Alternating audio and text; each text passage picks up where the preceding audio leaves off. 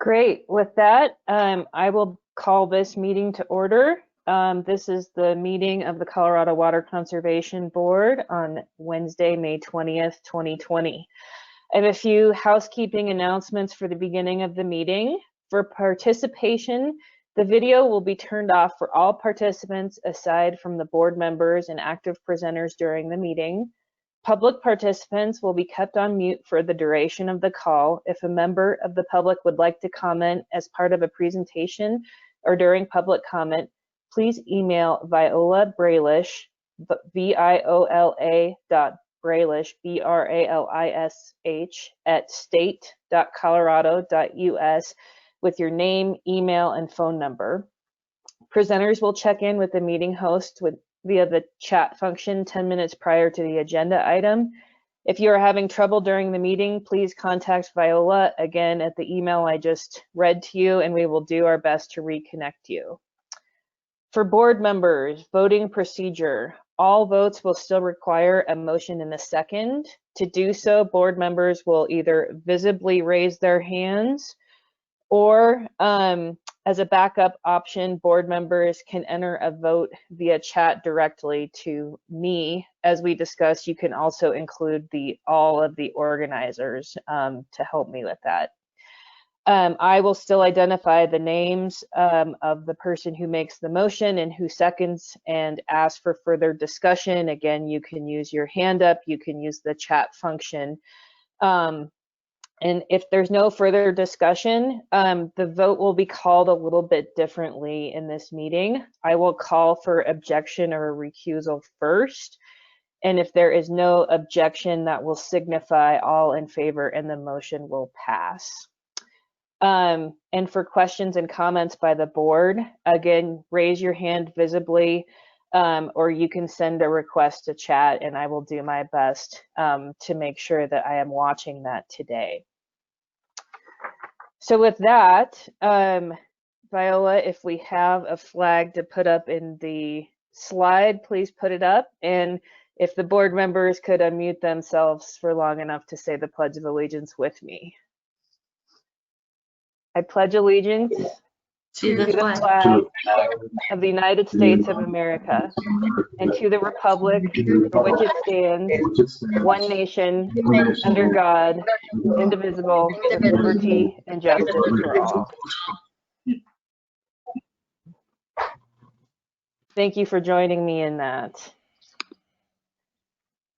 We will proceed to agenda item 1, which is to review and approve the agenda. I have had a notification from the AG's office that we have a typo in the agenda. For agenda item 18, it currently says Colorado River Litigation Fund. That should have been Litigation Fund. My understanding is the recommendation is for there to be a motion to amend the agenda and then a motion to approve as amended. If you guys have any questions, I will probably ask Amy to help answer them.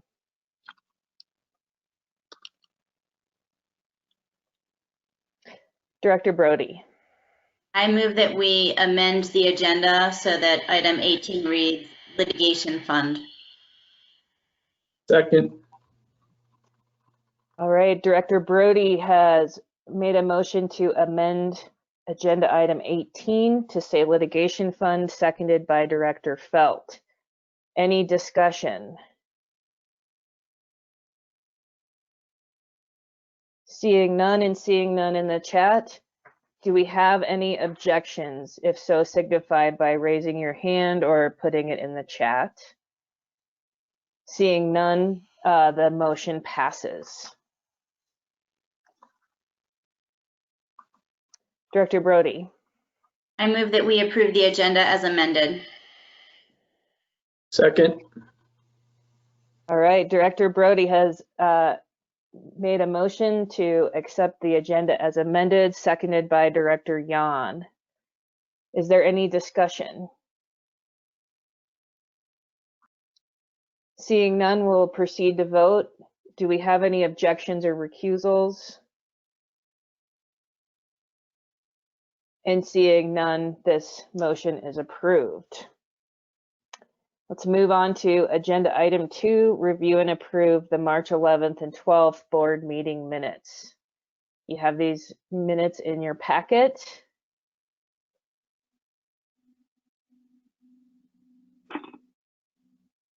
So moved. All right.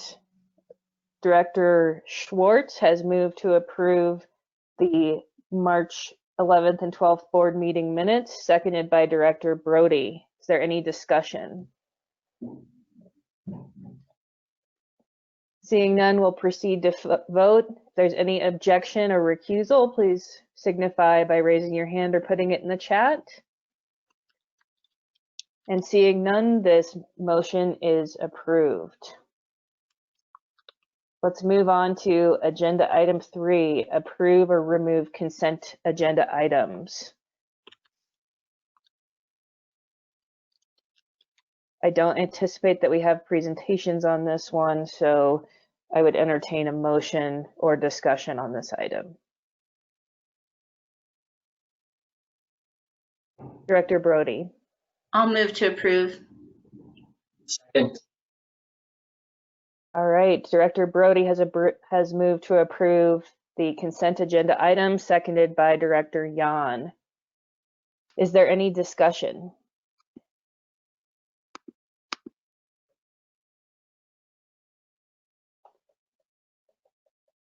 Jackie, I saw that you sent me a message. Did you have a discussion on the consent agenda item?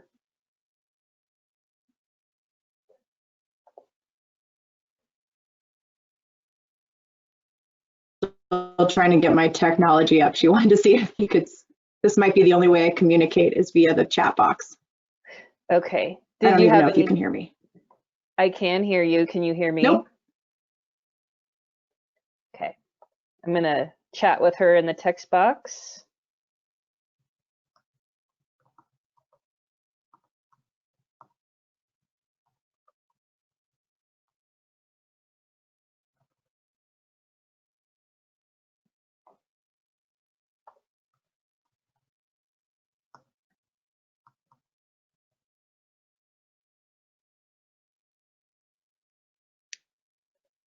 Let's give her just a second to make sure that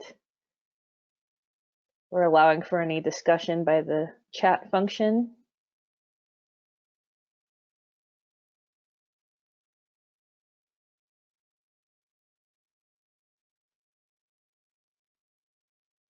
Excellent. We do not need to have any discussion. We'll proceed to vote. If there's any opposition or recusal on this agenda item, please signify by raising your hand or putting it in the chat. And seeing none, this motion is approved. Let's move to review the board meeting dates in 2020. Director Mitchell, are we going to have any staff presentation or discussion on this item? There is no staff presentation on this item. I do want to call attention to the fact that we are following the administration's guidance on in-person meetings. And so while the dates are accurate at this point and locations are in the agenda, it is uncertain whether we will be meeting in person anytime in the near future. And so hold those dates, but we may be meeting this way again.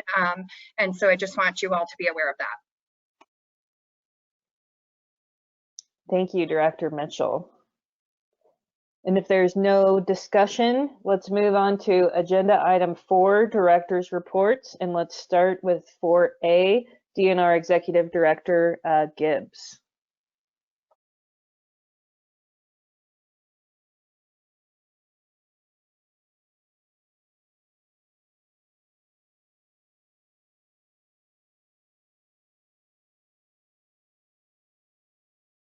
Okay, can you all hear me now?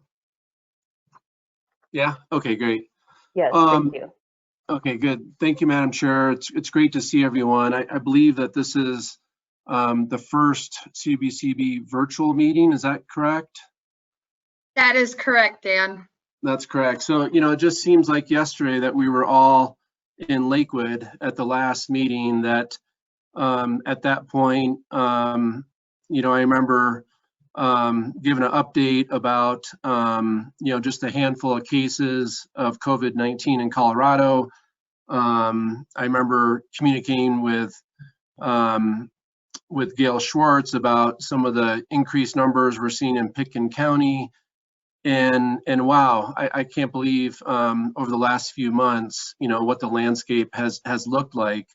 So, I just first want to just recognize the fact that we're really in unprecedented times.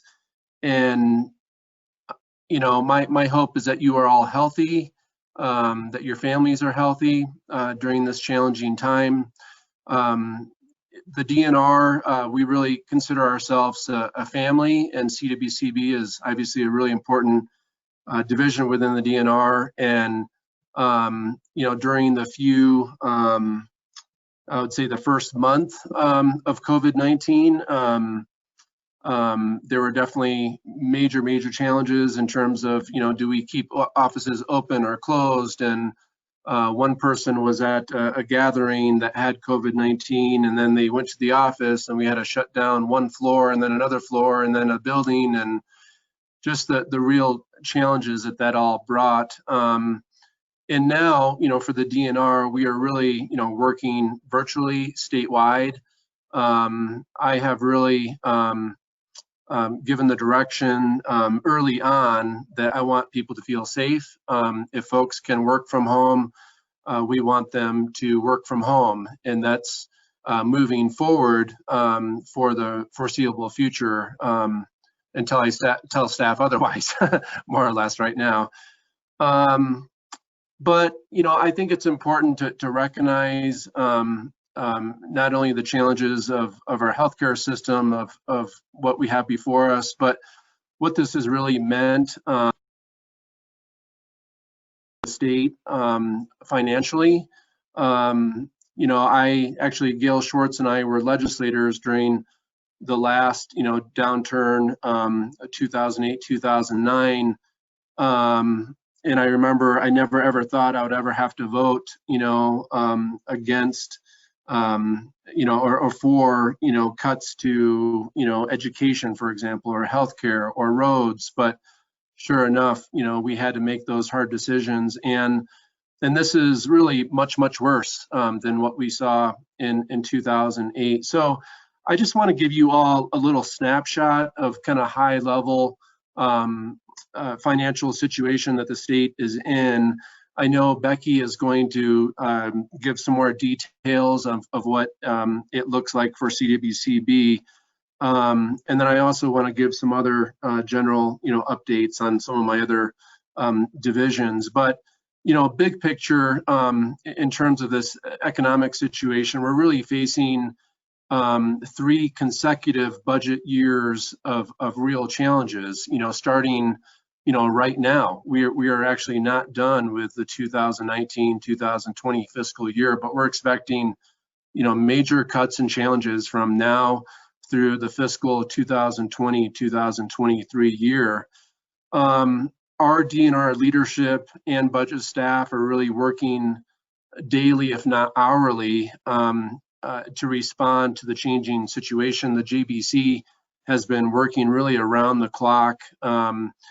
And my staff, I'm in touch with Carly, my budget director, easily 20 times a day at a minimum of everything that's going on. So we are working hard to do everything we can possibly do to maintain resources and support our staff in critical operations. My number one priority during this time is to make sure that we can keep jobs intact, but also to support our core programmings that we have throughout the DNR.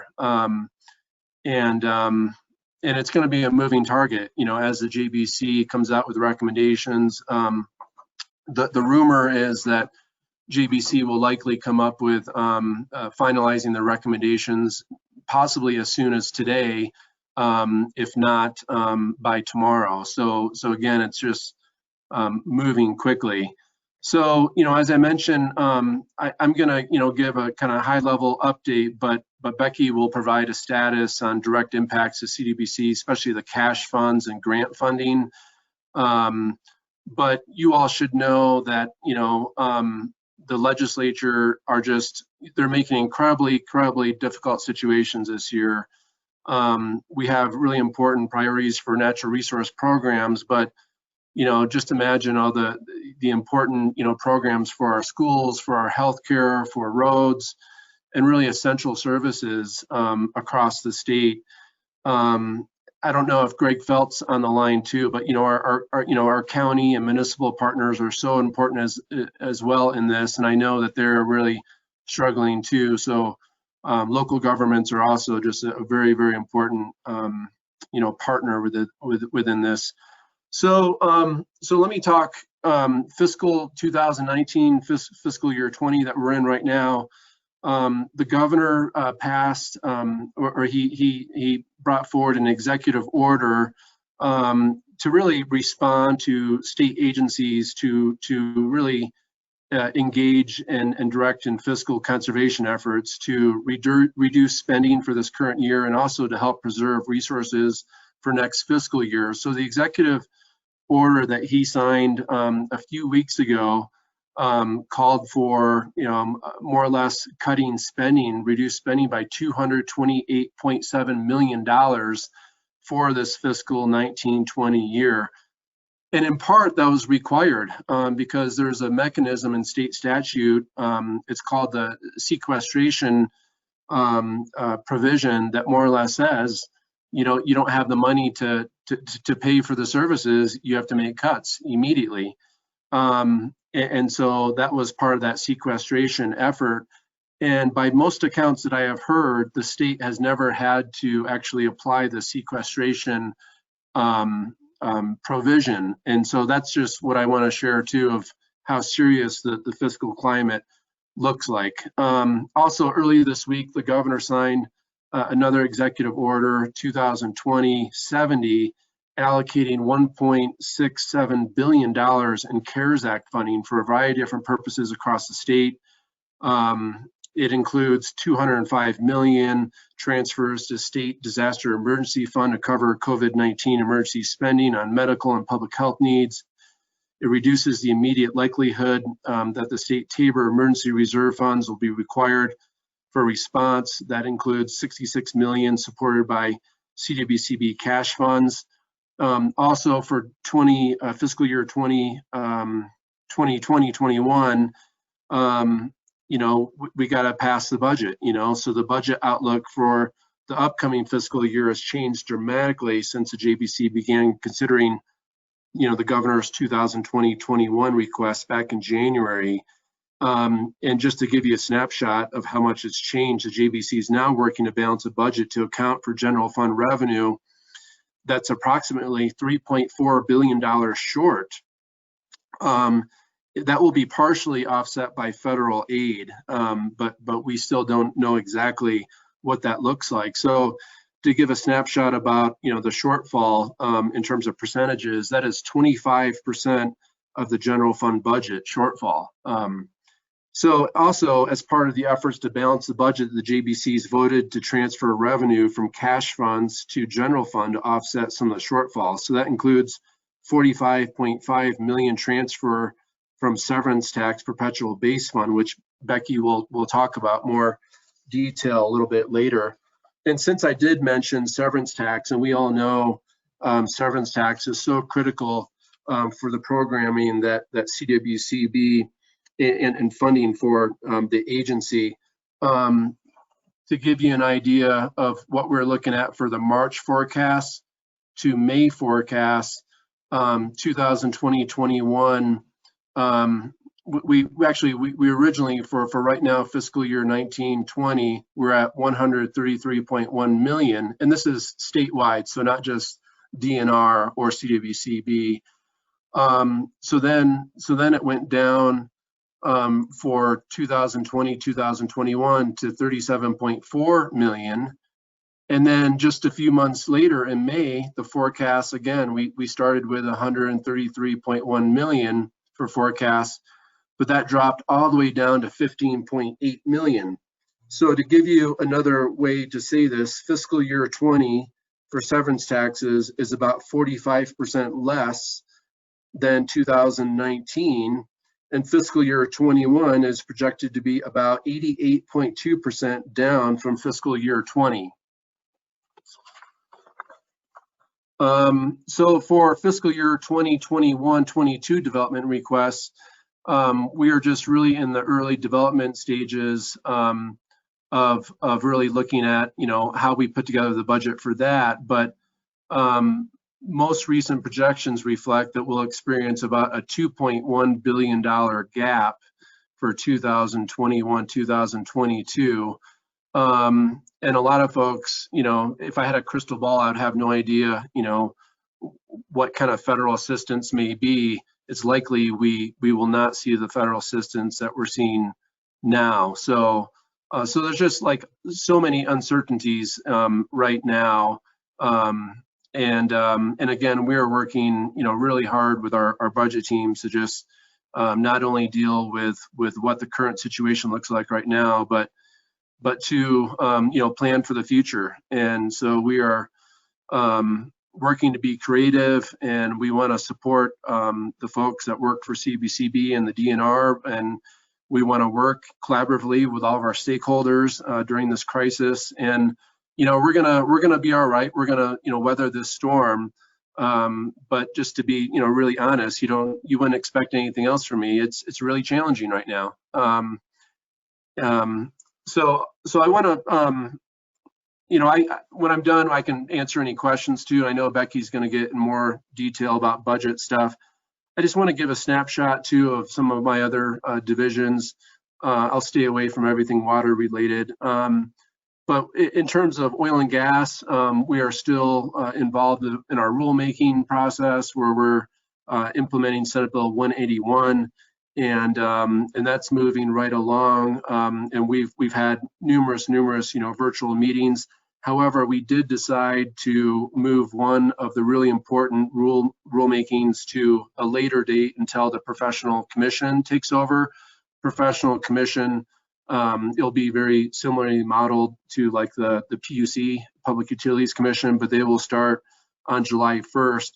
But we're moving mission change to a later date so that the professional commission can handle that. We just felt like there's so many moving parts with mission change, and to do these meetings remotely on such a really important topic, we decided to delay that particular area. I did mention severance tax earlier, and also want to just share with you, a typical, in past years, we would see about 500 to 600, requests for permits come through our door. For April, we saw a total of 50. So, the markets are really driving a lot of what's going on, and COVID-19 and lack of people, driving. So we're just seeing a real decrease in terms of oil and gas, applications heading to OGCC. I know you all think this is all doom and gloom, but I'll end with some real positive news. How about that? The state, through Colorado Parks and Wildlife, we signed the property purchase to open up our new state park. That will be our 42nd state park, known as Fisher's Peak State Park, located just right outside of Trinidad. That's a 19,200 acre piece of land. Just for folks that have not been to Trinidad, it's really a really cool part of the state. Just think of the size, 19,200 acre piece of land. We're working to develop trails right now. It's going to just be amazing piece of land. We're going to have part of the property will be more parks oriented. Then we'll have another part of the land that will be more kind of wildlife and be able to be utilized for hunting down the road. And so we're just really excited about that. And then also, during this COVID-19 challenging times, I'm really proud of the work that we've been able to do to keep our state parks open during this time. You all know that, recreation and hiking, being outdoors is really part of your physical health, but also your mental health. And I can't tell you how many people have reached out and, said thanks for keeping those parks open. Our parks have been very busy. I don't think that's necessarily a bad thing. I think it needs to be managed, properly. But we're happy we were able to keep those open. And then just earlier, my days are all, I think it was last week, the governor announced that we're opening up state camping opportunities. So we have 34, camping opportunities around the state. Not every state park has camping, but most of them do.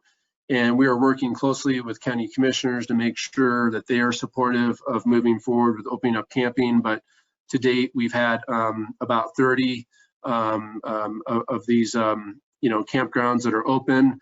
And then you're probably asking yourselves, what about, fly fishing guides? What about whitewater rafting? What about private campgrounds? What about, everything else that folks are eager to get moving on to open up?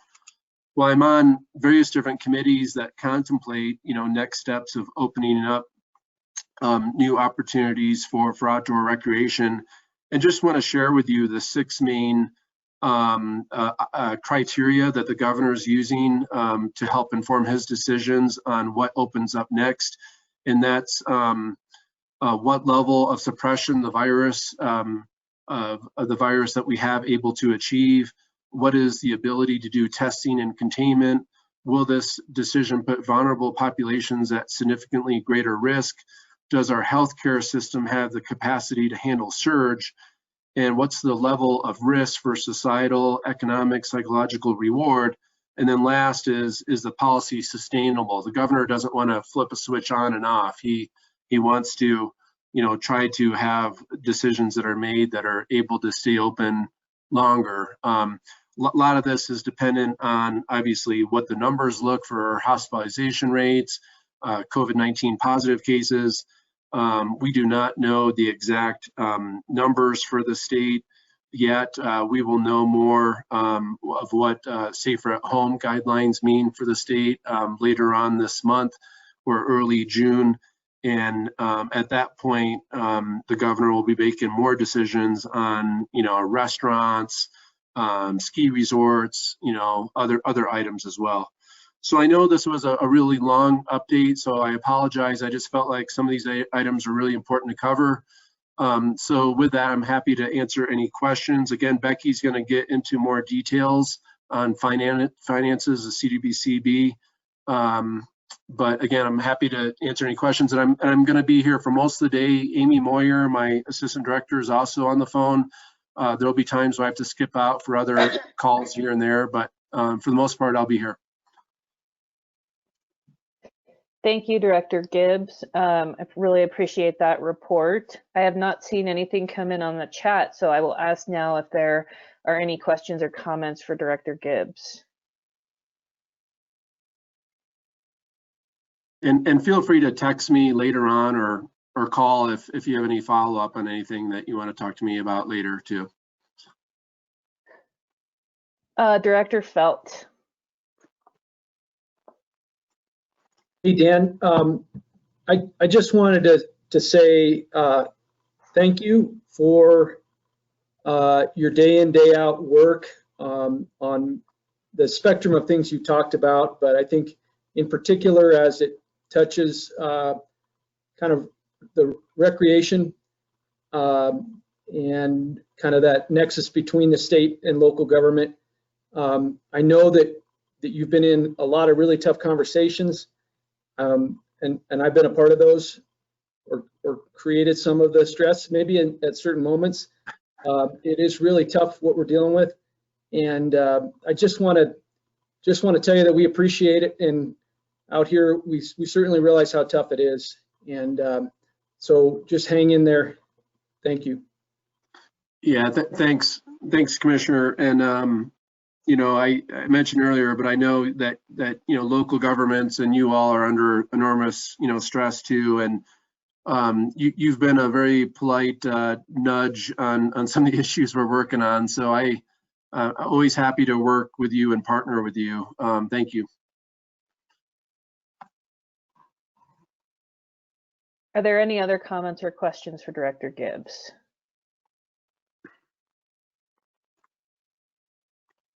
I'm going to just take a minute to remind board members that they can share their webcams, and that will help me if I need to see a hand. And again, feel free to use the chat function if you're having trouble with your webcam. Let us now move on. Thanks, Dan. Yeah, I didn't see that. Thanks. All right, let us move on to agenda item 4B, CWCB Director Mitchell. Thank you, Director Hawkins. And this is one of the more difficult director's reports I've had to give. It's not all bad news. In spite of the public health restrictions, the CWCB staff has continued to impress me with their ability to be nimble and patient, all while continuing to move forward with our regular work. While we, like everyone else, have had to largely move to work from home and attending meetings virtually, we have quickly developed processes that have made this more or less seamless. I want to take a moment just to thank the people that are behind the scenes that have really helped us adapt as an organization to this situation. Anna Moss, you all know her as a steady rock star, but she stepped up even further through this process. She's been triaging a barrage of questions and designing processes that have enabled us to successfully operate remotely and for handling some very difficult budget questions above and beyond her job description. Priscilla, our OIT professional, who has made sure that we were all set up with the technology to make this work from home possible, and has continued to iron out all of our kinks. Viola and Vivian, who you don't see today, but they're running us behind the scenes, and they have put hours into researching video conferencing options, working to troubleshoot issues, handle last-minute hiccups, and for training everyone to make sure this meeting goes smoothly. Also, all the staff of CWCB, I've never seen an amazing step up. They are incredibly adaptable and persevered through all of this. I'm so grateful to work with all these talented people. I also want to mention on that note, right after the last board meeting, we had hired a backfill to Russ's position. Kate Weissmiller joins us she was previously at Denver Water and HDR. She has a background in environmental planning and strategic communications. Well, that was the pleasant part of my report, so we get to move to the others.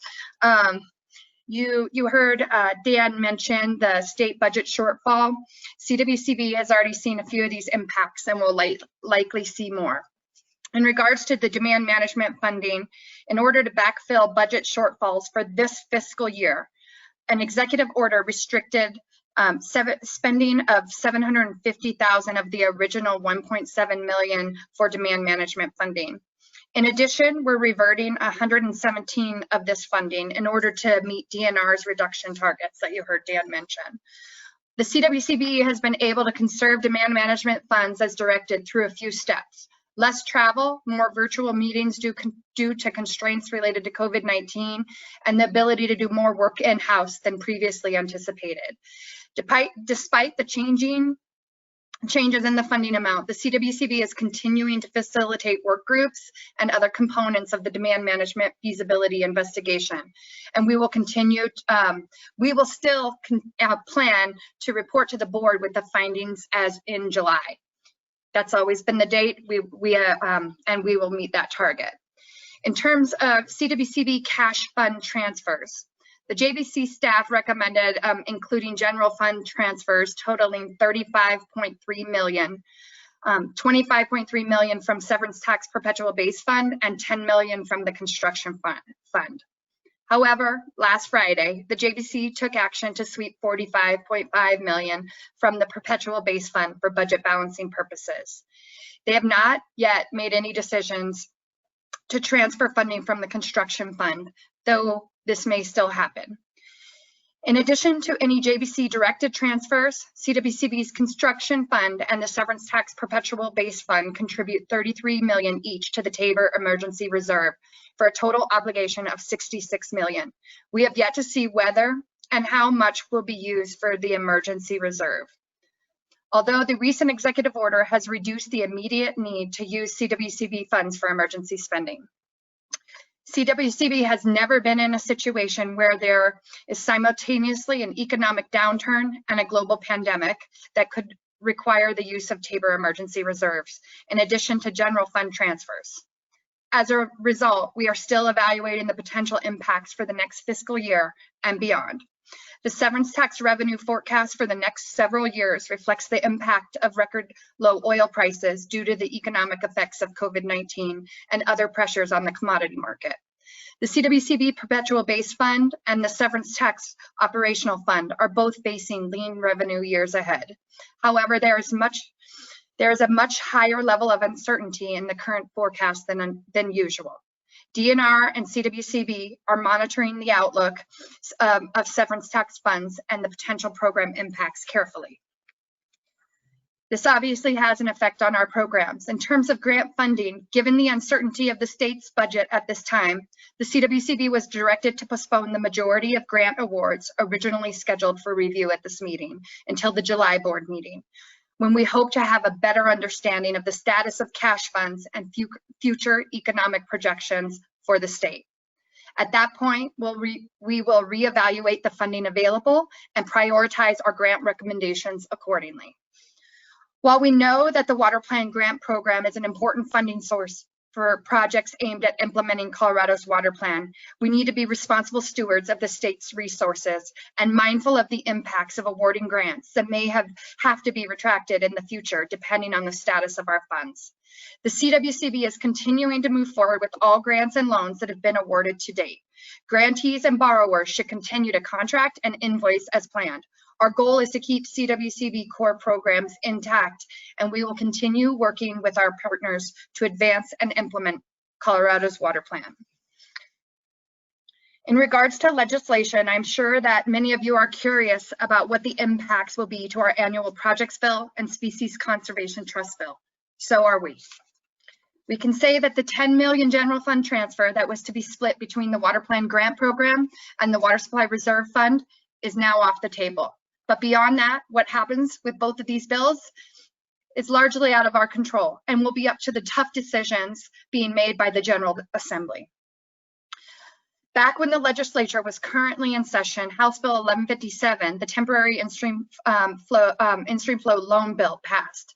The bill established two types of temporary loans of water for in-stream flow use, expedited and renewable. Expedited temporary loans have a term of up to 1 year and may be exercised for up to 120 days in a single calendar year pursuant to a decreed in-stream flow right.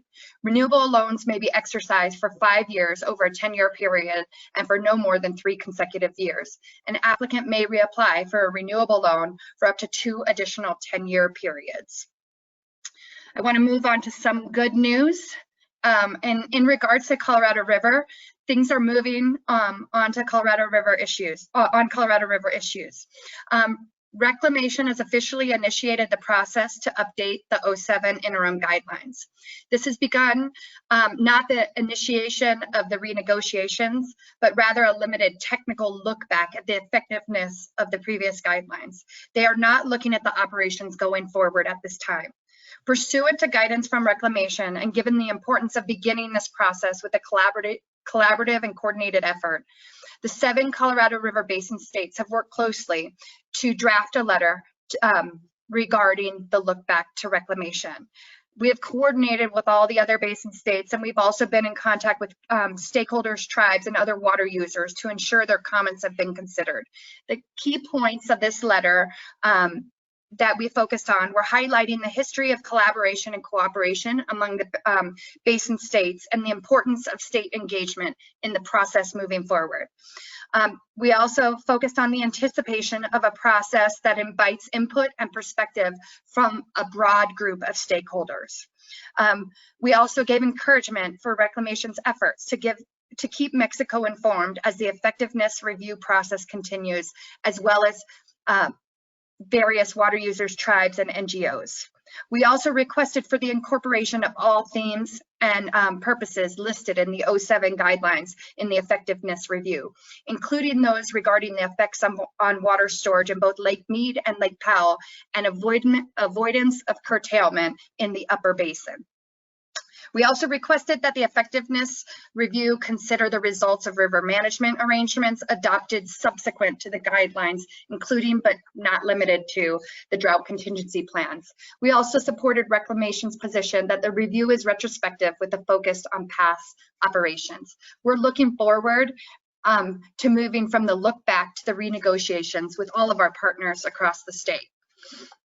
Also, in other good news, the basin implementation plan plans and water plan updates are still moving forward. You'll hear about this later from Russ, but I just wanted to note that the good work is continuing even under these unusual circumstances. We're continuing to work with those basin roundtables and their local experts to make progress on those BIP updates. Russ's team recently held 5 days worth of trainings with local experts. You know that's tiring if you've been on one day of these meetings. We're focusing on addressing gaps in the technical update, not demand management. Demand management continues on its own track through the feasibility study, and the Attorney General's office contributed to that 5-day local training expert training. Back to the bad news. In terms of drought, I just wanted to give a quick update on that. We're starting to see dry conditions, especially in the southern part of the state. Megan Holcomb has been in communication with our partners as we continue to monitor the situation as we head into summer.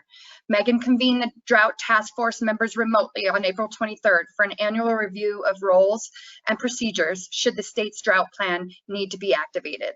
The purpose of the drought task force is to direct early implementation of water conservation programs and other drought response measures intended to minimize the state's vulnerabilities to localized drought impacts.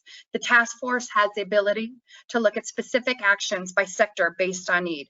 We'll keep you updated on the months ahead. I want to finish on a happy note.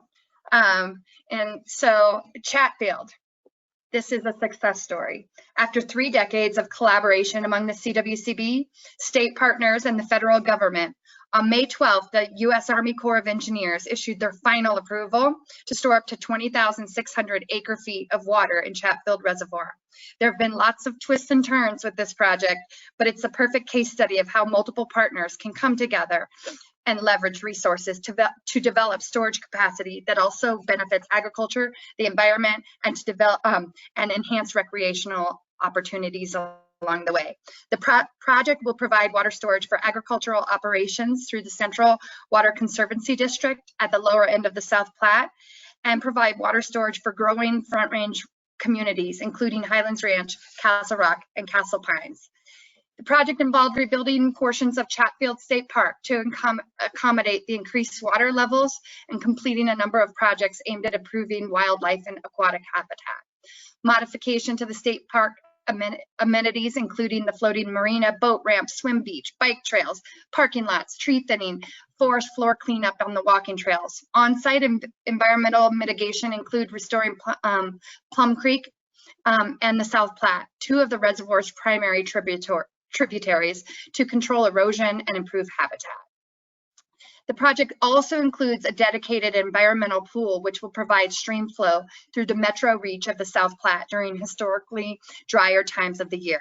Totaling $171 million, this project was funded by the water providers, and a significant portion was financed through the CWCB loan program. I want to congratulate all of the water providers, including Central, Centennial, Castle Rock, Castle Pines Metro, Castle Pines North, CPW, on all the hard work that went into the project over many years. This project exemplifies what we need to remember right now. I have always said that our biggest resource is our human resource. That's the biggest thing that we have right now. This includes not only the state staff, but all of the water community. As we are looking forward at these very tough times, this is the time that we have to come together. And times of shortage, that is when we have to come together and use the basin roundtables, the interbasin compact committee, the staff at the state, our board. Everyone needs to come together at this point, and I believe that we are set up to do that. So that is all I have. and I'm willing to take any questions. Thank you, Director Mitchell. Director Yan. Thank you, Madam Chair.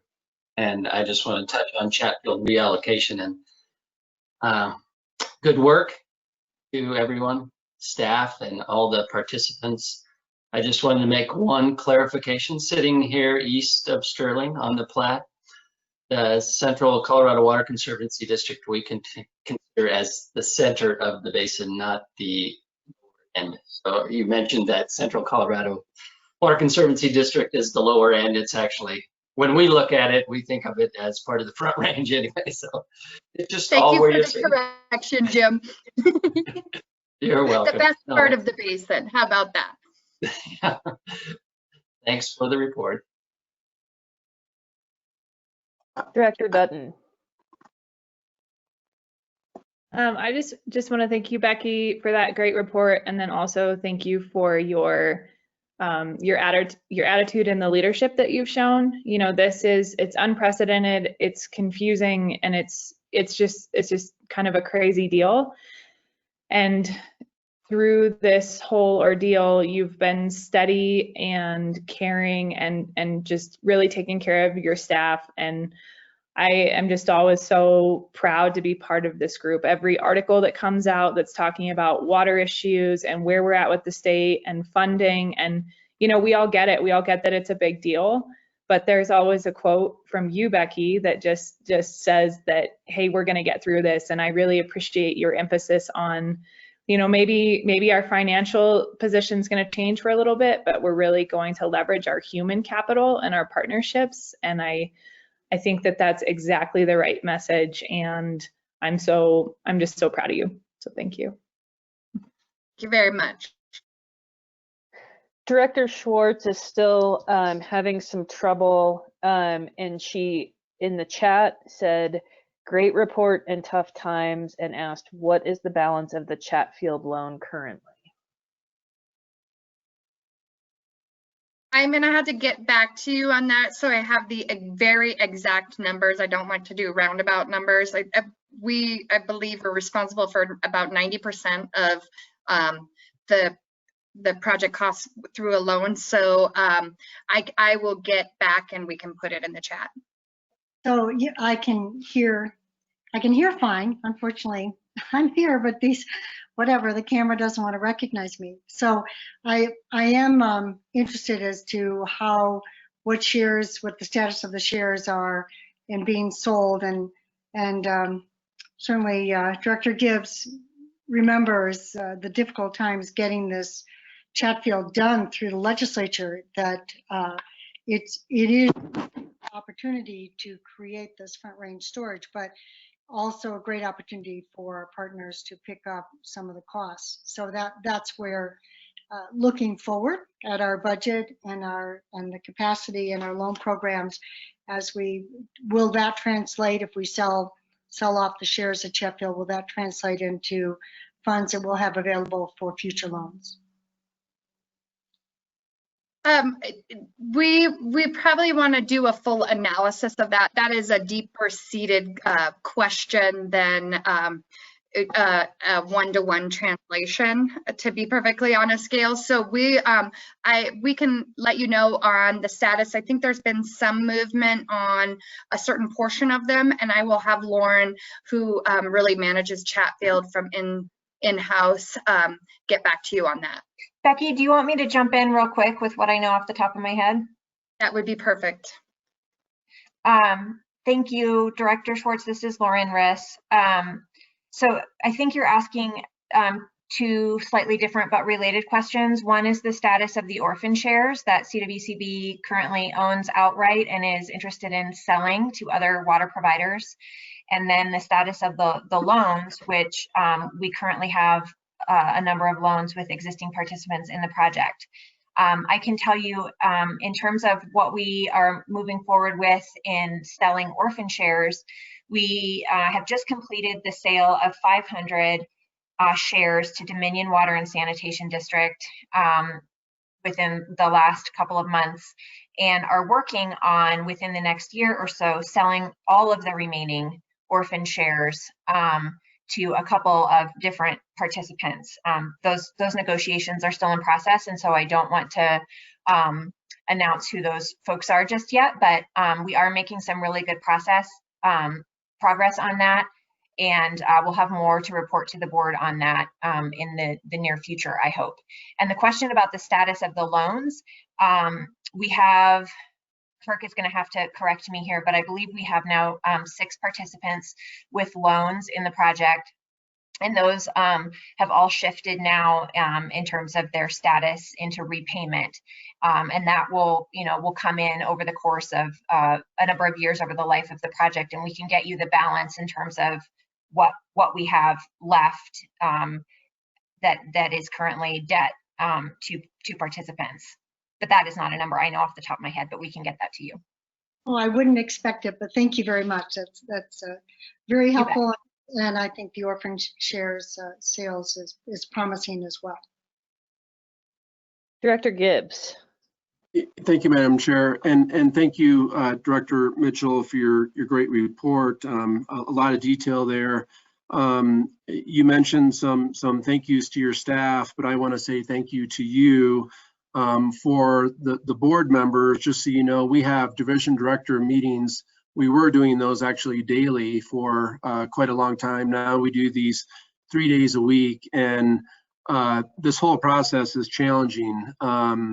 And Becky, you've really stepped up. You've for our meetings, when I say, hey, anything else, you're the one that steps up and asks the tough questions. You've been such a strong advocate for your staff at CWCB, so I want to make sure all the staff listening know that. And you've also asked the tough questions and been such a strong advocate for the larger water community in the state. So thank you for doing that, especially during these difficult times where we've all shed some tears, and we're probably going to shed some more tears down the road together. But again, just thank you for your leadership and being such a great advocate for your division and for water for the state. Thank you for that. Any more questions or comments? Becky, I wanted to just reiterate the thanks for your leadership now. This is an incredibly difficult time for you to be the commissioner to the UCRC and leading the agency. I have all the faith in the world that you are the right person to be leading us through this, and we're certainly behind you from the board. I also wanted the staff to hear that recently I was on a call at TNC where it was helpful for me to hear that our highest leadership has kids at home and is struggling, to just find that balance. So wanted for all the staff to know that I have a 2-year-old at home. I know what it's like to be working and doing Zoom calls and taking care of kids. So thank you for all of the extra service and hard work that we've seen coming out of all of you. I know that this has been an incredibly difficult time for the staff too. So thank you. And with that, let's move on to agenda item 4D, Agriculture Commissioner Greenberg.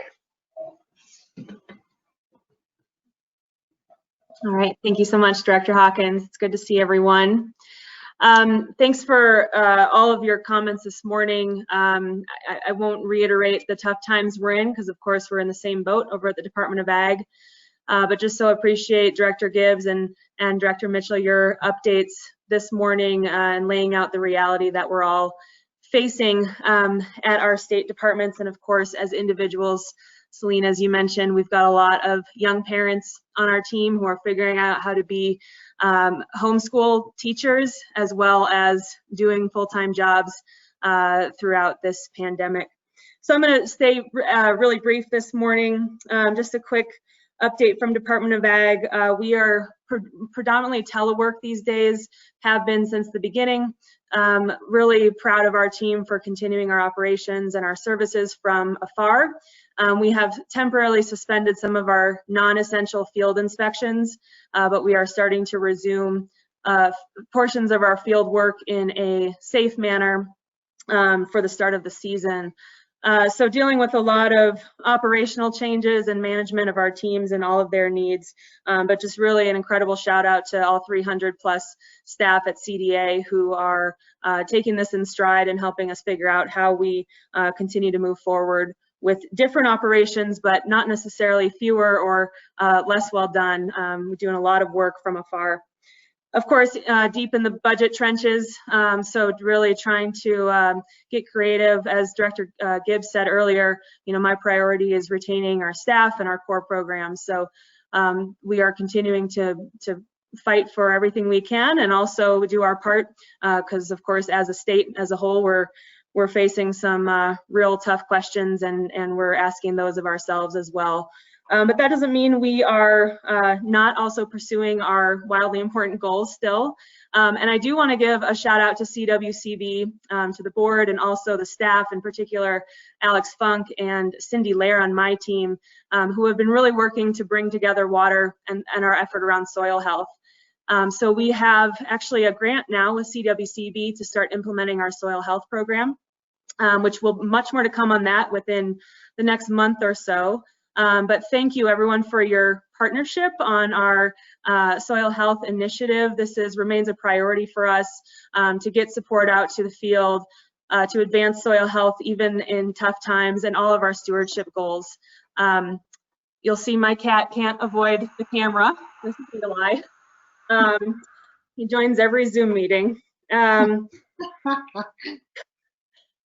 So thank you for that. We are looking forward to rolling out sort of phase 1 of our soil health project before the end of this year, and we've been able to do that through partnerships, and I'm really excited to continue to build those partnerships while we're all going through these tough times.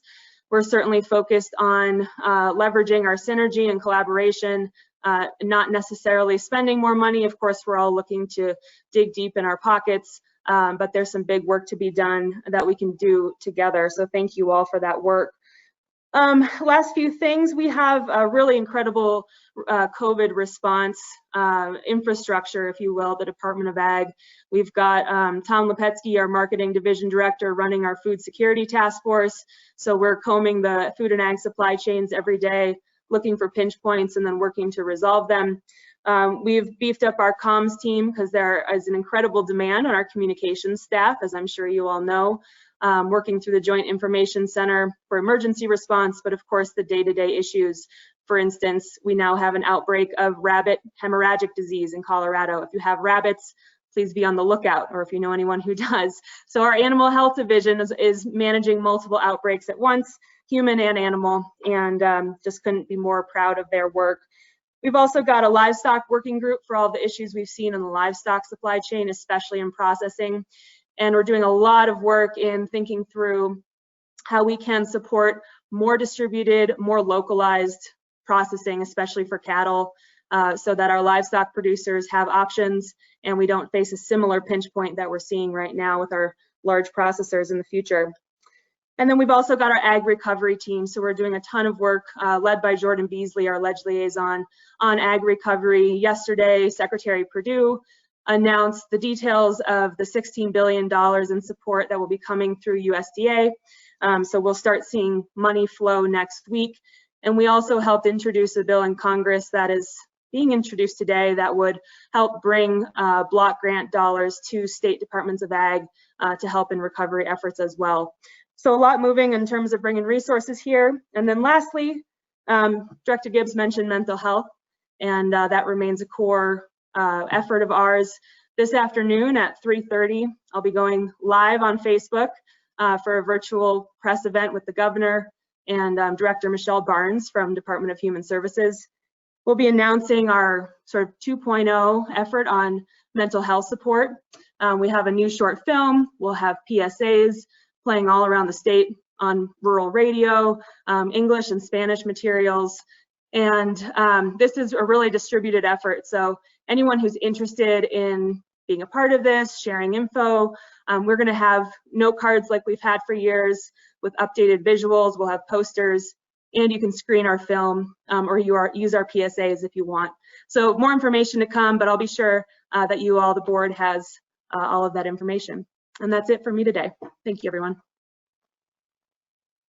Thank you, Director Greenberg. Are there any questions or comments? I'll Seeing just raise none. Can I just raise my hand, which you can't see? I just wanted to get a better sense of food supply issues, our meatpacking plants, and how you as in the department are looking at addressing the impacts of COVID on those specific issues. Thanks, Director Schwartz. And just so I'm clear, you cut out a little bit, but the question was around how we're addressing the meat packer issue specifically? Yes, and also food supply. And food supply. Great. So on the packer end, there's a number of ways we've been involved. Of course, we're a support agency for CDPHE as well as local public health. So whenever we have an ag-related outbreak, we're working directly with our public health partners to support them and also help kind of work through what the nuance might be in addressing a public health issue at a facility. With our larger processors, that is really, I mean, those have been outbreak scenarios where public health is, of course, in the lead. We are, let's see, so that's on the public health side. On supply side, I know there's been concern about shortage. We've been getting a lot of messaging out about this. The biggest issue that we've seen so far, in my mind, shortage is a much more nuanced issue right now. It's not about really a lack of supply.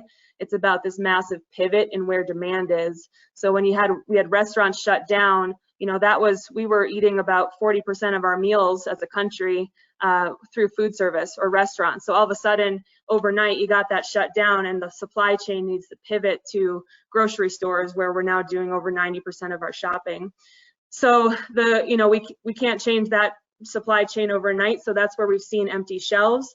There's issues with packaging. When folks are preparing product for schools or food service, the packaging is much more like bulk packaging, whereas retail is, of course, much smaller. And so it's been a pressure on manufacturers to change packaging for this new demand center as well. So what we're seeing now is sort of the lag time in that pivot, if you will, but I don't expect this to equate to a kind of shortage that would mean less food in our bellies, right? So the messaging we're getting out is, please continue to be smart, shoppers. There's no need to hoard or panic buy.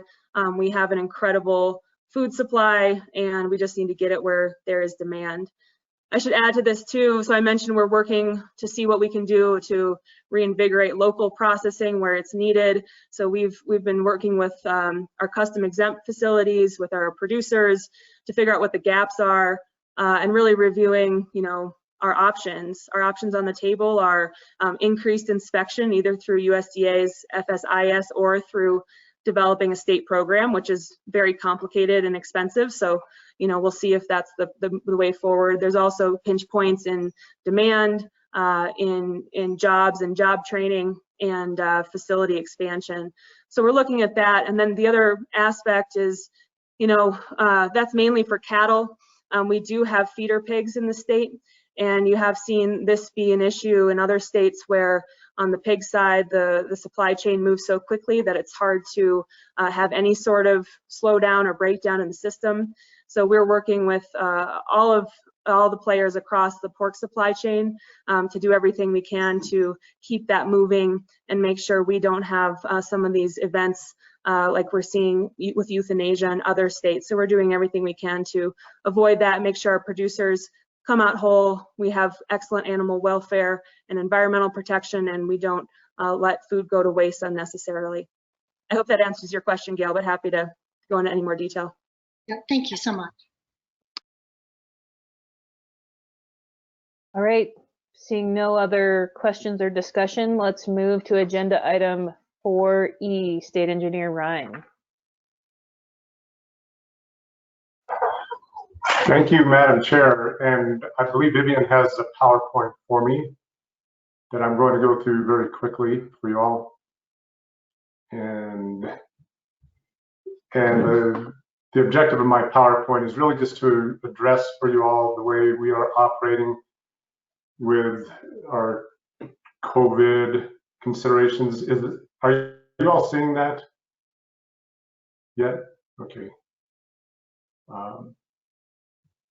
I don't think we have your slides up yet. Okay. And so I'll there we go. And I'll ask Vivian to advance these for me. I'm going to go quickly in the interest of time, so she'll have to have nimble fingers. But I did want to address the way Division of Water Resources is operating under our work at home direction. And this first map is just a reminder for all of you as directors. This, as you each know, water administration is statewide, every corner of the state. It's not a metro area or an I-70 corridor issue. It is statewide, from Director Dutton and Director Trick and Hawkins and Director Yon, just all corners. And Vivian, next slide.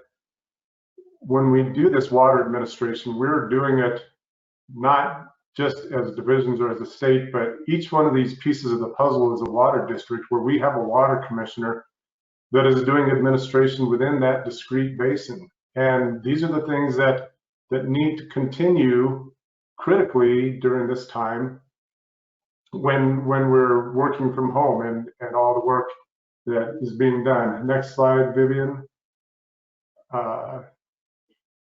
And then just a reminder again for the division director, or for the directors, we have 7 water divisions, so those are all being done within the division. Next slide. These are the sort of things that we do, as you know, and that need to continue. Dam safety, our hydrography and stream flow measurement, hydrogeological services, interstate compacts, modeling decision support systems, water information, our water supply engineering work, and of course our bread and butter, water administration. Next slide. To put some meat on those bones, when we talk about dam safety, 2018 we did 650 dam safety inspection reports. We have 640 stream gauges that our hydrography group oversees. Our hydrogeo group does engineering support and well inspections. On the interstate compacts, we have the Arkansas, the Rio Grande, the Republican, and the Plata, whereby we're making daily decisions, as you directors of those divisions know. Of course, the Colorado, we're not making daily decisions related to the compact, but as Director Mitchell knows, we sure are spending a lot of time on the Colorado right now. Decision support systems. Next slide, Vivian. And then our water supply group. This is good representative number for each year. 150 general substitute water supply plans, 660 county referrals, 6,900 well permits, a lot of activity in our designated groundwater basins, and in water court, we consult on every case, and we have many active cases. We have a water information team that's keeping all this data available via our website, and importantly, as I'll say in a minute, to our employees so that they can do their work. And when it comes to that boots on the ground administration, 173,000 water rights that we're administering every year. Next slide. And again, a reminder that happens in all these districts, sort of in a discrete way, but then also in a coordinated way. Next slide. How we responded to work from home. And, you know, if I'd been asked 5 years ago or even 2 or 3 years ago, I couldn't have imagined how we're going to do this. But on March 16th, we began to move toward working from home. And by March 26th, I put in quotes all, but all of our DWR staff started working from home, with the exception of people that needed to go in on a spot basis to do critical things, to get information, documents, mail available so that our other staff could do their work from home. And our current direction is that we've got potential. We'd extend that through June, but the way this is possible is through things we've done in recent years, like image documents, electronic information, a move to paperless operations, for example, with well permitting and substitute water supply plans. We have the technological equipment and home technology And most of all, we have 260 people that are very adaptable. They're invested in their job. They know they do critical work. You just can't hold them down. And so they have adapted and are doing a great job of this. Next slide. I would say a limited reduction in effectiveness, and some of you have heard me say tongue-in-cheek, we're 90 to 110% effective, and that 110% is very real. People with the ability to work from home and have, eliminate commutes, they just actually start doing more. So we've got that with our office staff, field staff, and then people doing critical functions in the office. Next slide. Just one other point. People have asked about, what is our backup plan if somebody were to contract the virus or be down and out? For example, a water commissioner in a critical district, which they are all critical, but we have planned for that. We have deputy water commissioners, we have water commissioners in adjoining districts, we have other staff, our leadership staff in the division offices that are all able to step in, and we have communicated with our water users to ensure that they have apprised us of their ability to back up. For example, a municipal water manager or a ditch rider, to make sure that our lines of communication are well established. With that, that was my quick update, and I'll see whether there are any questions. But I did want to end this on a high note and an unrelated note. I just need to say that I've watched for years as our directors have ended with some reference to their families and their photos of their little ones. And Vivian, I'd like to, with the next slide, show just, for once, a photo of my little kids and how proud I am of them.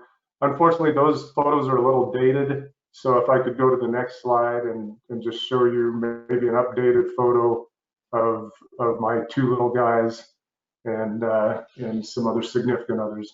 So that's the end of my report, and I'm happy to take any questions.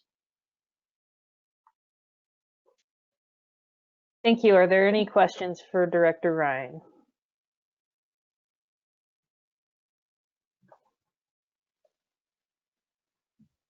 Thank you. Seeing none, I am going to move us backwards on the agenda. I'm terribly sorry, Director George. Let's move to agenda item 4C and have your report. Thank you, Madam Chair. Good morning, everybody. Of course, we've heard a lot about how the work continues. Everybody just rises to the occasion.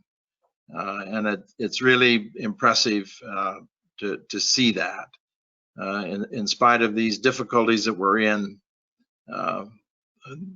people that are involved in water and particularly CWCB are very resilient people. I mentioned at a meeting I was attending by Zoom a week or so ago, people were asking, how are we doing? What's IBCC doing? What's CWCB doing? And I recalled that any organization that has been involved with the ups and downs of receiving revenue from severance tax or some similar source has long ago learned that there are times when you do without, and that the work still needs to get done, and that there creates a culture of resiliency and stability and ingenuity, and that really continues to be the case for all of the things that I'm involved in, and so clearly my message today is that the IBCC members have stayed right at it, and what we find interesting is that whether you like Zoom or GoToMeeting or in any of these virtual formats, it really helps the folks in rural areas. We can't easily drive to all the meetings that we do or are expected to, but we can fairly easily attend the meetings, if nothing else, to be able to observe what's going on. And I think that's really been helpful. One of the things that we've always wanted with the Basin Roundtables and IBCC is to get the cross conversations, get them talking to each other. That's the initial goal. And I think more of that is happening, and that is a hidden blessing. So I know the roundtables are continuing to meet. We're getting a lot of the questions that we've been talking about today. What does this mean? But really what the questions are asking is, okay, what can we count on if we can't continue with the same resource availability? What can we rely on, and we'll figure out how to continue to do the things we want to and need to. So that's where the roundtables are, and I know the IBCC members have continued to participate in their meetings, and a number of them are observing this meeting today. And I'm very grateful for the reports that we've had already, because there's a lot of the information there that's being able to answer the questions so far as we can that these folks are asking. So it's a tough place that we're all in, but we're used to it. And as we're proving by the other reports today, we're going to continue to thrive and succeed. So how we're doing that at IBCC is that we're, as we had the successful meetings in March that we've reported to you about, we've taken the information from there and continue to synthesize it and communicate it and build the agenda and be ready for our next meeting, which is June 17. That's the date that we had agreed upon at the last meeting. If you don't have it penciled in your calendars, please do. We think that it will be sensible to shorten the meeting to half a day rather than the day long that we might have done. And we're planning for it to be a virtual meeting, since it's not all that far away. So if you're able, put it on your calendar. It'll be from 9 to 12 on the morning of June 17. And mostly what we're going to do after bringing everyone current on all the work that's been done since March on demand management, particularly the discussion on proportionality and equity, that we're inviting the IBCC board members to step up and say, okay, we believe this is what role IBCC can play. These are the principles, the guidelines that we believe, based upon all the work and conversation that's been done by all of the work groups, by CWCB Board and others. Here's what we think we should be saying, what the end result should look like on equity principles. So that's our goal and hope. It's a little hard to do a really good debate virtually. It's much better if we could be doing it individually, but we can't. So it could be fun, and we will always look to move the marker forward. So June 17 is our next big step. Questions for me? Thank you, Director George. Are there any questions?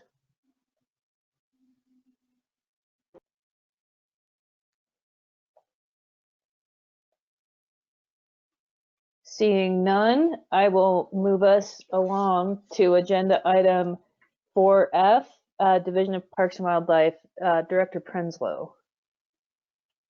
Thank you, Madam Chair. I appreciate that very much. I'll endeavor to be as graceful and as eloquent as my mentor and ex-boss, Russ George, is. So I'll also be as brief as he was, or even briefer. So also like to congratulate new board member Greg Phelps. I think he'll be an absolutely wonderful addition to this board, and look forward to him working as a group, would like to take him up on his offer to acknowledge that he has been a pain for Parks and Wildlife and some of his thoughts and ideas, and he's also been some of our solutions. So Greg knows me well enough. That's just a little jest. He's been in the thick of it, as we all have, in how to manage all the things going on, all things COVID. So for me, as the director of Colorado Parks and Wildlife, obviously I'd like to send out a real big thanks to all our staff here.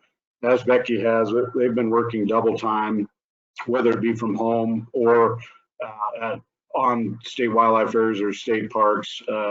Visitation is very, very up, and we have midsummer type use, even though we have winter type staffing levels. And so there's a lot of work to there. So, parks and wildlife areas are open. We've been able to keep fishing and hunting open, park use, hiking use, etc. That was no small task. Director Gibbs did talk about that, so I won't reiterate that. But also our aquatics and hatchery, we're still producing fish. We're still stocking fish. We're doing all the things that you would expect and pay us to do if you're a card-carrying member of a hunting, fishing, or a park license. If you're not, let's figure out a way to fix that funding model.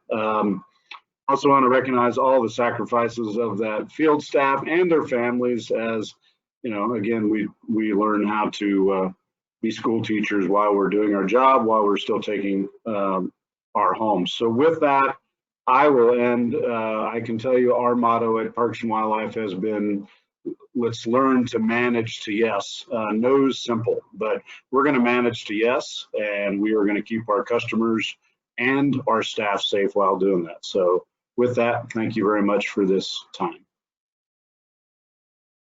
Thank you. Are there any questions?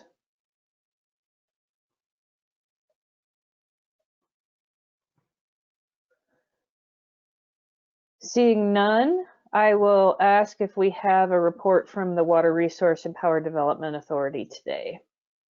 Yes, this is Keith McLaughlin. Could somebody give me a thumbs up? They can hear me. We can hear you. Thanks, Keith. Thank you very much. I'll be brief here. I know you're running a bit behind. Thank you, Madam Chair and Director Mitchell. Highlights are in my director's report. I just wanted to point out a couple of items for you. On the wastewater, we're currently working on 7 projects for about $53 million. We're going about business as close to usual as we can. On the drinking water side, we've got 5 loans in process for about $29 million. We did recently enter the bond market, and I've been watching the bond market for 20 plus years. The stock market gets all the headlines, but the bond market's twice as big at 40 billion. And it's been a wild ride and a very difficult time to enter the market with all the volatility. And so I'm proud of what we've been able to accomplish. And given the sort of flight to quality and safety, we did very well in our recent bond sale here on March 14th. We ended up issuing bonds and loans at the lowest rates the Water and Power Authority have ever issued. So we gave rates at 1.29% for 20 years and 1.59% for 30-year loans. And these are on large, $5 to $20 million projects. So we did incredibly well. With that being said, it's a mixed blessing for the authority. These rates are so low that the program doesn't operate like it's really designed to do so. So, without the earnings and interest rates at such low levels,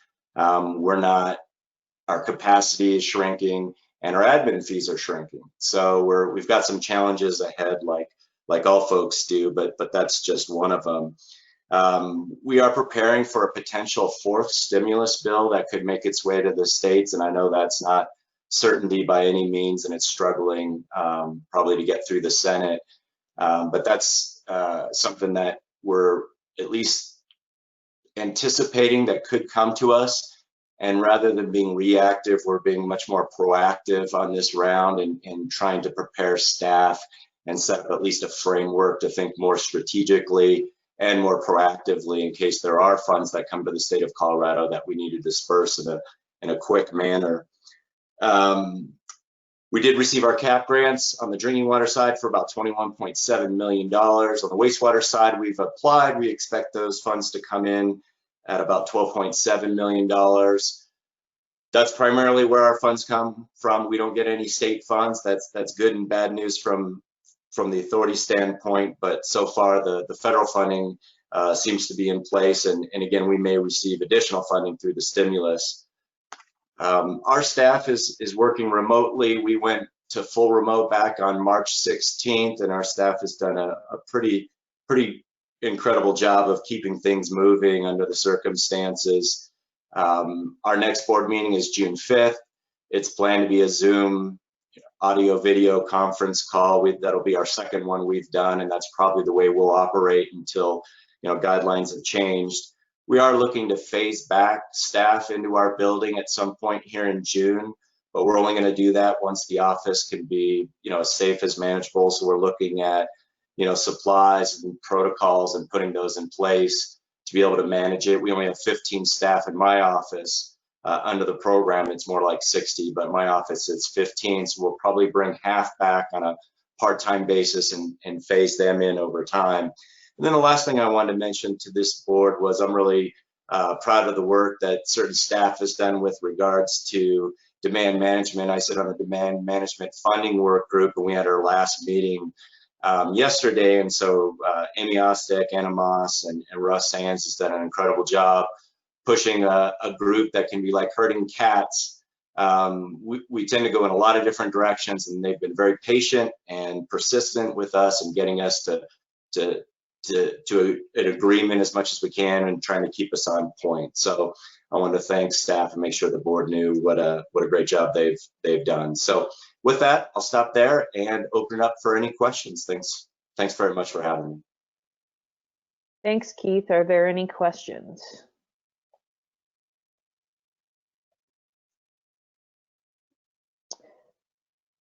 Seeing none, I recognize that we're running a little bit behind on time. I'd like to continue on to item 5 before taking our morning break. So let's move on to Wild and Scenic Rivers Fund update and fund annual review.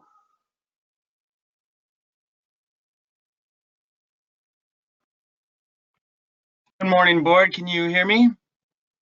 Yes, thank you. Good morning. My name is Andrew Rickert, CWB staff for the record. I'm going to be providing an update on agenda item 5, Wild and Scenic Rivers Update and Fund Annual Review. The board annually evaluates whether this fund is needed and whether the guidelines it has adopted for allocations of the fund are adequate without revisions. The memo also provides the board with information about the state of Wild and Scenic Rivers funded processes across the state in order to make the determination. So also in your memo, you scroll down a little bit, there is a table that shows the fund expenditures for this current fiscal year, 2019-20. I won't get into the numbers to save time, but if there's any questions, those are the funds spent and funds encumbered for the current fiscal year. And now, before I read this is an action item, before I go into the staff recommendation, I'm going to pass it off to my colleague, Jojo Law, and she's going to provide an update on the Colorado River Stakeholder Group. Good morning, members of the board. Can you hear me? Perfect. Yes. My name is Jojo Law, CWCB staff, and today I'm very pleased to provide an update for the Upper Colorado River Wild and Scenic Stakeholder Group, and especially because this group has made substantial progress since our last staff update, so I'm happy to provide that today. As a brief overview, the Upper Colorado River Wild and Scenic Stakeholder Group was created in 2008, and the purpose was to protect the outstandingly remarkable values identified in the BLM and U.S. Forest Service Wild and Scenic Eligibility Reports for the Upper Colorado between Kremling and Glenwood Springs, Colorado. The stakeholder group includes water users, environmental interests, anglers, recreational interests, local governments, and CPW and CWCB have been actively participating. So as some background, in 2005, the stakeholder group developed an alternative management plan as an alternative to a wild and scenic suitability designation. So since that time, since 2015, the group has been in a 5-year, what we call a provisional period, and that it was to refine the plan by collecting additional data and conducting studies to refine the plan. And the end of the provisional period is in June 2020, so I'm here to provide that update. And we are very pleased to announce that the stakeholder group recently accomplished a major milestone in April. The stakeholder group completed its amended and restated plan for the BLM and U.S. Forest Service for its consistency review. So during that 5-year provisional period, the stakeholder did a lot of work, and that included the stakeholder group developed final, outstanding, remarkable values and resource guides that are protective of recreational fishing and float boating, and while providing certainty for water users and flexibility as well. And this plan provides also for a state and locally led approach to wild and scenic protections. The completion of these items represent a significant accomplishment by the stakeholder group. And in fact, the BLM and U.S. Forest Service has recently responded and has confirmed that the refinements under the amended and restated plan were consistent with the original plan and records of decision. And that is my brief update, but I'm happy to answer questions probably after the end of our presentation.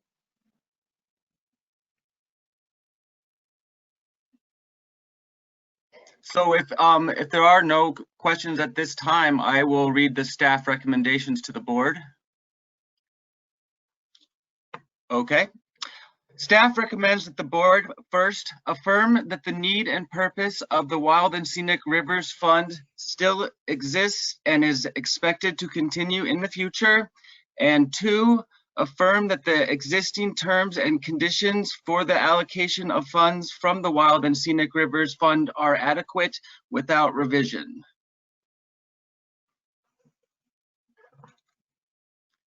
Director Brody. I will move approval of staff recommendations on item 5, Wild and Scenic Rivers update and fund annual review. And I see a second from Director Yan. So again, Director Brody has moved to approve staff recommendation on agenda item 5, seconded by Director Yan. Is there any discussion?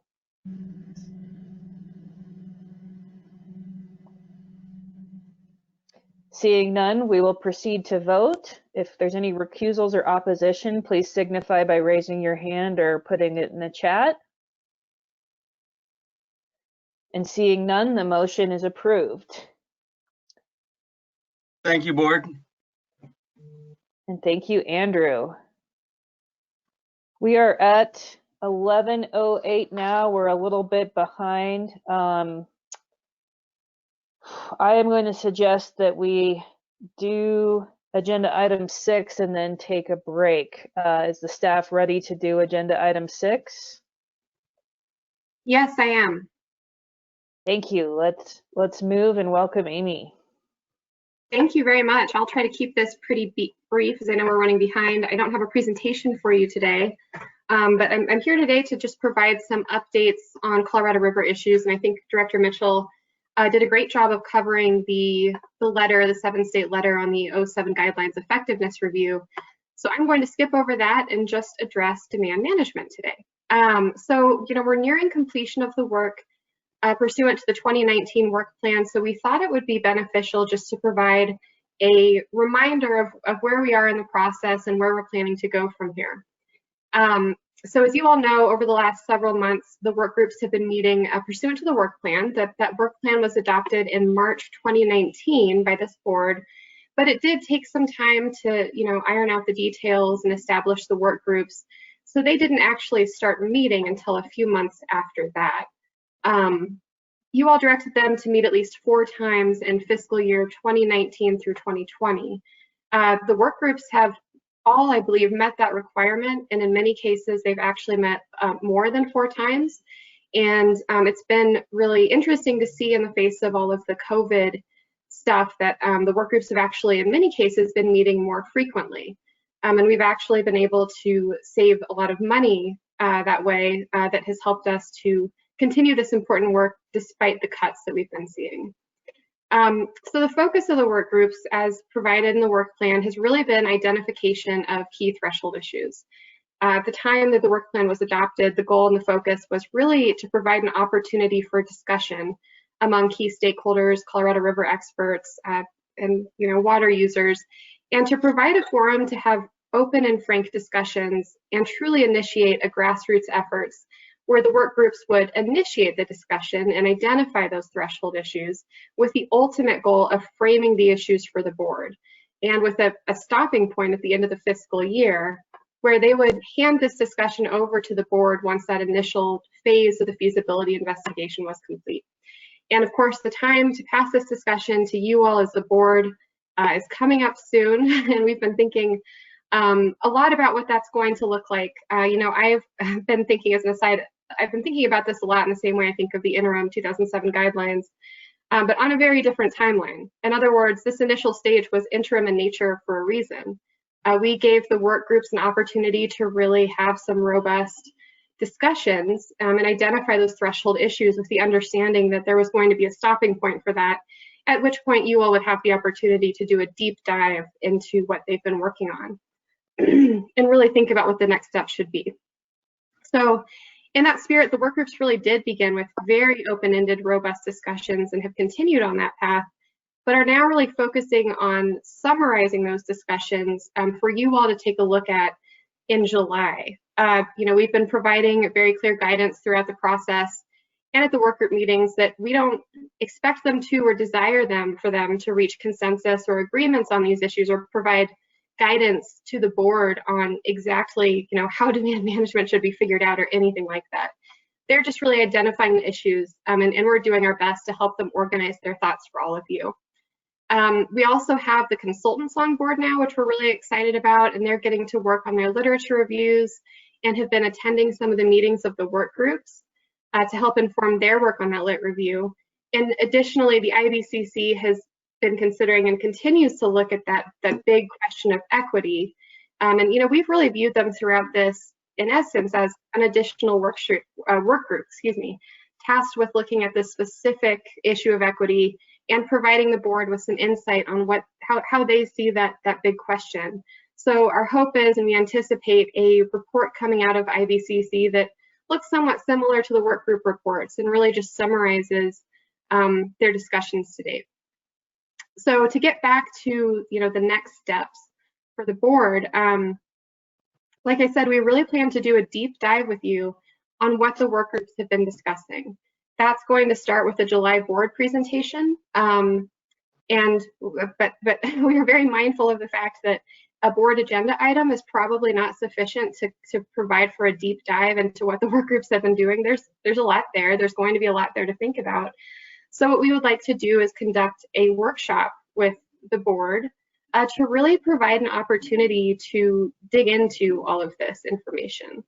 As far as the report goes, in July, I'm working on, with the project management team, developing just a high-level summary of the work group's work, but attached to that is going to be the work product, the notes, the reports from all the work groups. So I'm doing my best to organize it for you, but really we'll be handing over all of the work that the work groups have developed for you all to take a deep dive into that. So again, just to bring it back to the next steps, ultimately, as I've said at every work group meeting, and I'll say here again, this is going to be a board decision. What we do with demand management, where we go in the next stages of the feasibility investigation, that's going to be a decision for you all to make. And we're hoping to give you sufficient information from this, the initial stage of the feasibility investigation, that you can take some time to decipher what you think the next step should be.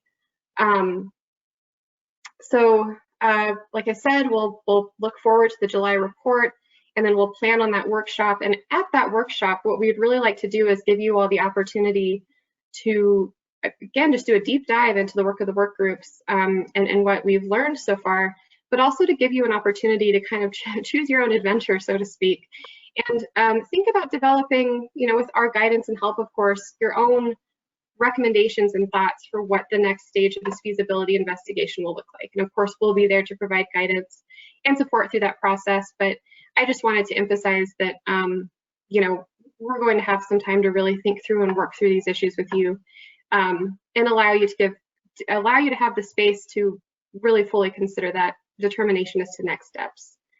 So I think with that, I'm going to go ahead and pause and see if there are any questions. I'm also happy to take any questions on the 7-state letter with respect to the 07 guidelines effectiveness review, if you happen to have them as well. Are there any questions for Amy?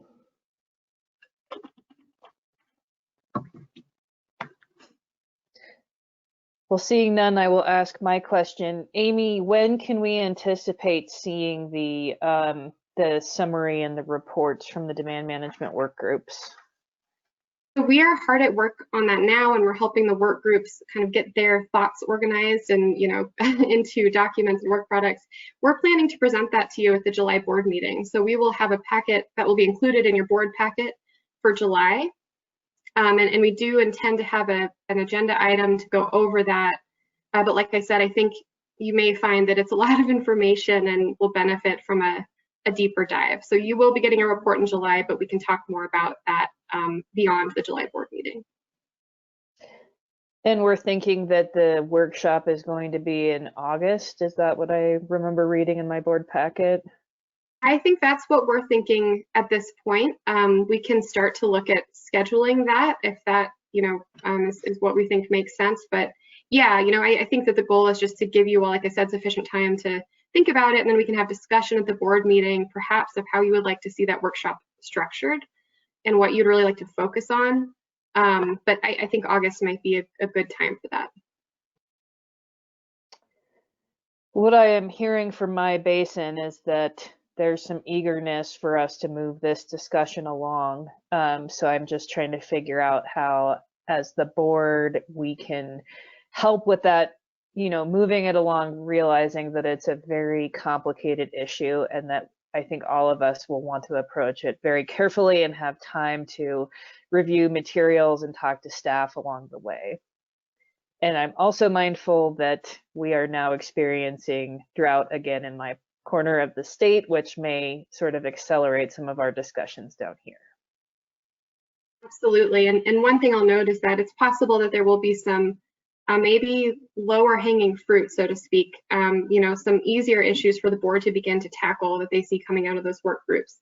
I think that's definitely a possibility. So we can, you know, talk about maybe a phased approach to how we want to address things. But I understand and hear what you're saying about the sense of urgency with this.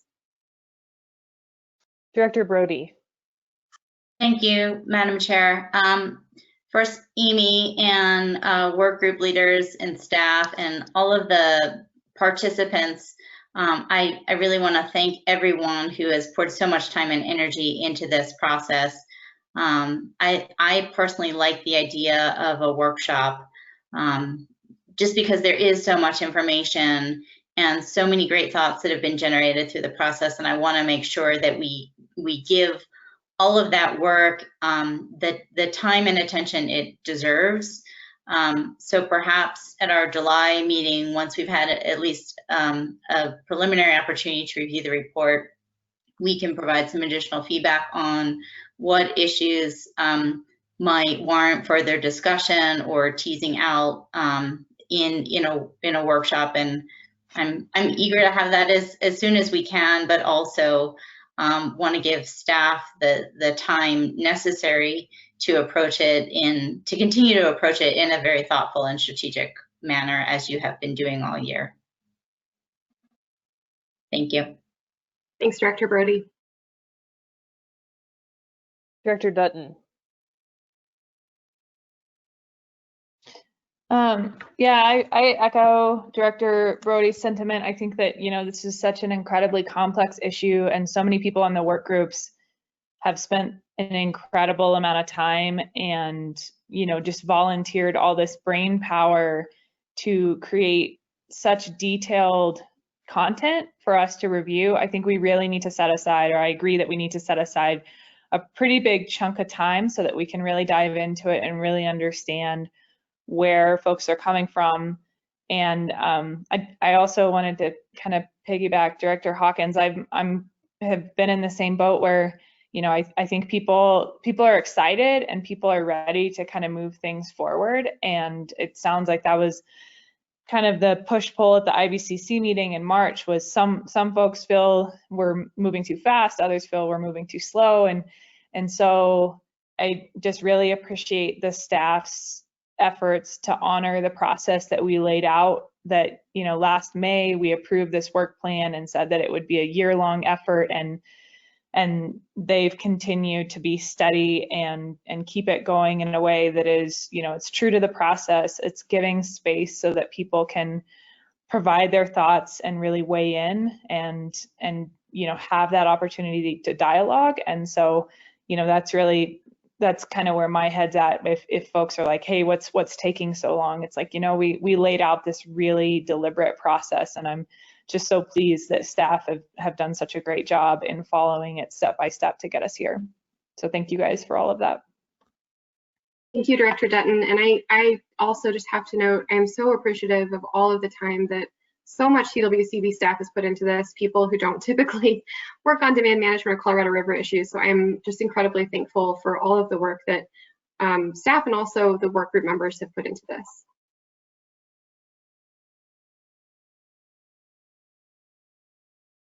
Are there any more questions or comments for Amy? Seeing none, let's take our morning break. It is 11:21 now. Let's shorten the break a little bit and be back here at 11:31.